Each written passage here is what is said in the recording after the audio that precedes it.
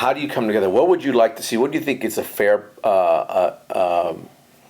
agreement or just a kind of compromise, if you would, with the governor's office? What do you think you can do to better the bill, make it so he will accept it and not veto it down the road if we come to another special session? What do you make? What do you make of that? I mean, if you notice, the first bill that we filed to the last bill that we filed, we made changes. And we made changes because we were given recommendations on how to make the bill better. And we made it better. We added 12 different components that made this a stronger bill to fight illegal immigration. We are always open to having the conversation.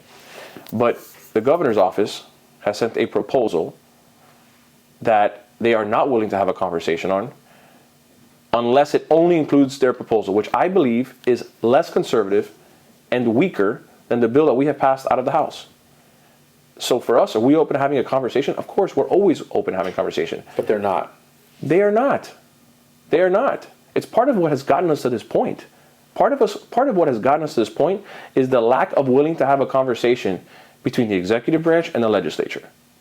So going back to what I said, this has been ongoing with the governor's office. With that, there's been like some lawmakers say he's been bullying them for years, and then a lot of people have said enough. No, there has been a lack of communication, is what I'm saying.